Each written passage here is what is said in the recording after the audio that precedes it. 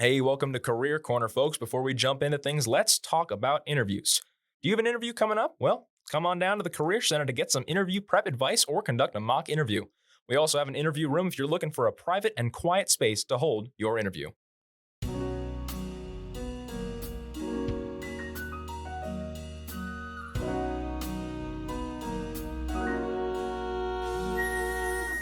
Hello and welcome to Career Corner, where we answer your career cues. My name is Lukas Kauffman, and joining me today, we've got Sara Levy, the chair of the education department here at Ithaca College, and Shuzhan Lee, an assistant professor here at Ithaca. Welcome, both of you, to the podcast. Thank you. Thanks. Really great to have you. So you are both in the education field, and today we're here to answer the question, is education the right field for me, or more accurately for you, our listeners? So for the both of you, I got a question. How did you get into the education field, and what did your path look like from where you started to where you are now? I was a history major in college and really focused on Holocaust and genocide history, which is super uplifting. And then I swore I was not going to be a teacher. My mom was a teacher and she thought I should be a teacher and like to suggest it. And I said, no, that's so boring and bougie and I will be much more interesting. And then ended up working for a nonprofit in the Bay Area, teaching Holocaust history and genocide studies. I was like a guest speaker and went to different schools and kind of taught the same thing over and over. And I realized I knew I wanted to go to graduate school and get a PhD. I have a bachelor's and a master's in history, and I realized then that getting a PhD in history was much more boring than actually thinking more about the study of how we teach and learn about what we now call sometimes difficult or traumatic histories. I grew up in China. I majored in English in college, and I wanted to be a translator or interpreter. But seeing so many friends asking me, can you translate this for me? Can you translate that for me? I realized that they really missed the good teaching that they could do themselves. So I started teaching English to upper elementary students, English public speaking. And then I moved to Beijing to teach all ages. So I came to the US as an international graduate student, didn't have a car, but I took a bus to a school, Tusculum Elementary School in Nashville. The school has about 90% of its students identified as English language learners. I volunteered in the classroom. I read, I taught, I chatted with the students, and I taught the students' parents English as a second language in the after-school family resource center. And in those 2 years, I had this weird identity shift from teaching English to rich kids in China to the work that I'm doing now. Working with some of the most disadvantaged students and communities in this society. Do you need a teaching certification to have a career in education? If not, what are some examples of non-teaching education careers? I'm thinking about the people who work in schools, but who are not necessarily teachers. Mm-hmm. And they are counselors, school psychologists, social worker, speech language pathologists. But we've also had graduates from, we have a new major this year, so we don't have any major graduates yet. We will in May. We've had quite a few education minors who've gone into social work, who've gone into community education, working at community centers, running after-school programs, summer programs. I've had students in the past who've gone to library school to get a master's in library science to become librarians, especially children's librarians. They love children's books, and what a better way to hang out. Also had graduates who traveled internationally and used their experience to, for example, teach English abroad. I've had friends and students who've gone to Japan, to Greece, to Namibia. I had a graduate once who he was a basketball player, and we went round and round on a lot of things, but it came back to he loved basketball and teaching basketball, and he actually started his own school, basically, specifically teaching basketball to students with disabilities. So students who receive special education services, specifically students with autism, and had a basketball league that was specifically designed for students with special needs. So that there's a lot of different ways that students can combine what they learn about pedagogy, about teaching, about reaching young people with other passions that they have to make something work for them.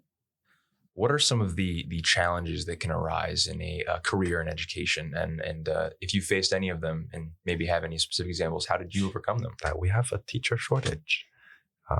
I just pulled up some data. It says New York State expects to have about 180,000 teacher vacancies in the next decade. I think one of the things I'm talking about with my students next week, because it's something they're speaking to, is feeling there's a negative. Teaching is kind of gotten a little beat up lately.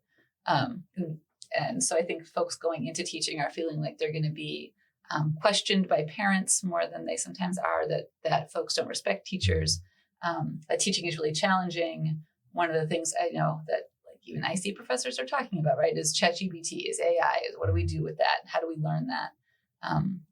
One of the things is to have a strong network, right, is to have the person next door who you can go to and say, that class sucked, help, what do I do? Or, there's a student I can't reach, or I can't believe the principal came in to do my unannounced observation today and it was chaos. So I think having folks that you can talk to and who can support you in your work. Yeah, I agree. And another challenge is, especially in under-resourced schools, teachers wear many hats and do many things. Especially during the pandemic, we saw that teachers almost served as first responders, providing packaged food, learning materials, and providing Wi-Fi to students. And and teachers. So in some of the schools that teachers I've talked to, they when they work with the population that I work with, English learners, when there is a war happening on the other side of the world, and they respond to this change. Students arrive in their schools, demographic changes, economic changes, and teachers are on the front lines of all these changes. And that makes a teacher's work hard, but also rewarding. So now that we've talked about what you can do when you're a teacher and how to kind of prepare for when you're moving into that career, what can students do like right now to get prepared to move into this field? The nice thing about education is there's lots of ways, right? So thinking about summer jobs, do you want to work at a camp and see, like, I always encourage students, do you like being around kids? Because I've had students come in who are like, I can't wait to be a teacher. And I just want to be just like my math teacher. And it's so lovely. And then they go out in the field and they discover that actually they don't like teenagers, or they don't like kids, or they like them, but they don't want to teach them. Or, they're really interested in actually just the math part of teaching math. And so they become math majors, and that's amazing. Like, everybody should go find the thing they want to do. So get around some kids and see if you like them or not. I think everybody at some point has to do that, because you have to stop thinking about your own experience as a student, right? And that's one thing that we see our students go through, is the transition from being a student to being a teacher. Right. And there's a difference in the way you experience school. And so kind of getting out of the mindset of this is what I liked, or this is what worked for me, and into what that is may not be what my students need. And I'm okay with doing something different than what my very favorite teacher did, or what might work for me. Yeah. Because it's a learning curve. So I think the reflection piece of who you are as a student, what you experienced, it's an important part of the journey. Right. All right. So I've got a little list here of some rapid fire questions from an education minor here at Ithaca College. So just going to kind of go down this list. You can give an in-depth answer as you'd like. And then after that, we finish up with our big finale question. So just going down this list here. How long did it take you to get a job teaching after getting your certification?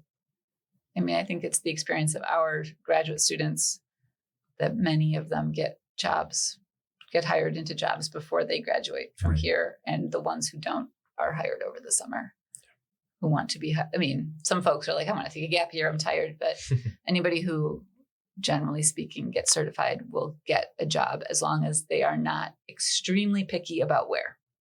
Right. The only students I've had who've really had trouble are those who say, I'm from a small town and I want to go back there. And if it just doesn't happen that there is an opening in an elementary school right where they want to live. But if you're open to a little bit of geographic movement, you'll get a job.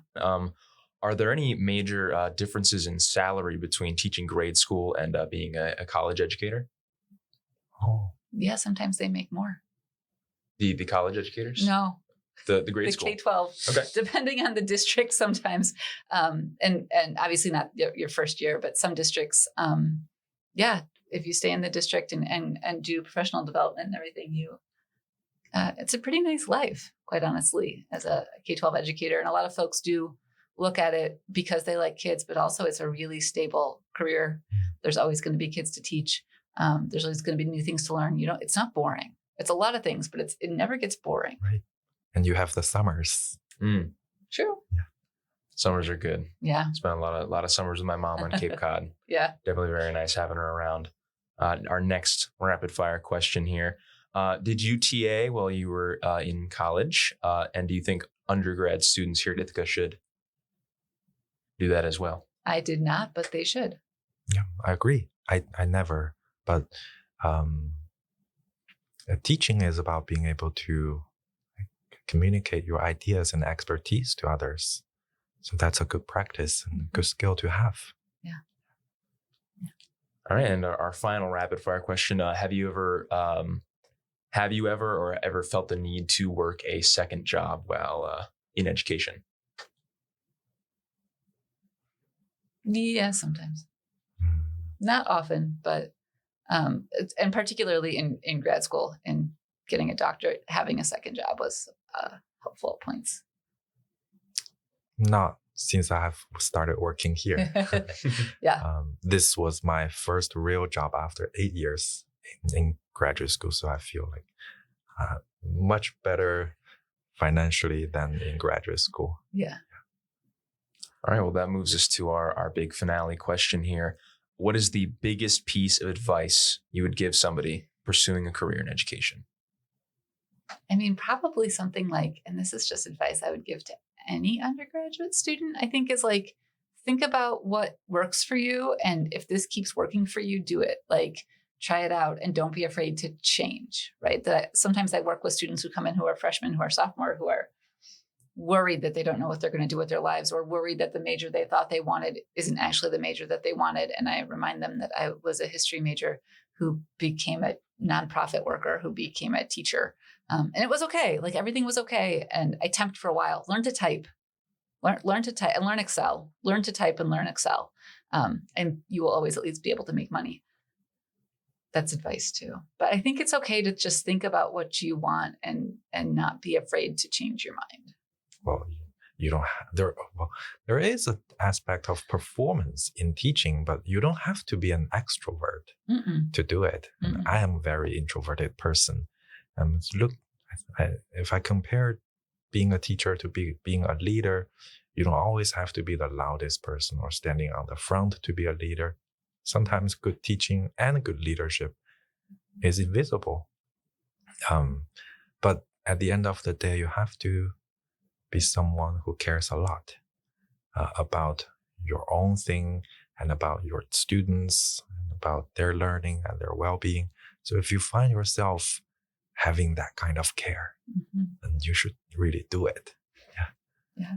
I always tell our students, if they don't remember anything else, teaching is about decision-making and teaching is about relationships. And if you're okay with kind of working on those things, then you're going to be okay in the classroom. But you make a lot of decisions every day and you're never going to be 100% perfect. And you just live with it and you do it again the next day. Right. So in one of the classes where students are thinking about possibly becoming a teacher, sometimes I have students do a storytelling session. And the prompt was just remember your best teacher. What was that like? Yeah. And collectively, it's always the teacher saw me as a human being, cared about me, and we had a relationship based on which I learned a lot, or I felt heard or seen in that classroom, and that maybe had a direct impact on what the student did later in life, in college, and even for a career. Yeah. So. Yeah, educators have a big impact on students, on people's lives. I used to start a class, an intro class I used to teach. Like the first day was like, talk about your best teacher, not your favorite teacher, but the best teacher you had. And we kind of, put together the characteristics. And it was always, you could know your first day of college, what makes for a good teacher, right? It is somebody, the word respect shows up a lot, relationships, care, knowledge, enthusiastic, right? If you have a teacher who cares about what they're teaching and cares about their kids, you can go pretty far with that if you know what you're doing a little bit and you're not afraid to make mistakes and bring kids in with you on the journey. Sara, Shuzhan, thank you so much for joining us today. Some great responses to our questions in the topic of, is education the right field for me? Thank you so much for joining us. Thank you. Yeah. And everyone who's listening, find us in the education department. Yes, please. Education department is located between the campus store and career services. So stop by anytime. We always have mints. They've got mints, folks. And speaking of career services, you don't have to wait for our next episode to get career guidance. You can visit office hours every weekday from 11 to 2 in Muller Faculty Center 101, folks. Thanks for listening. This has been Career Corner. Awesome.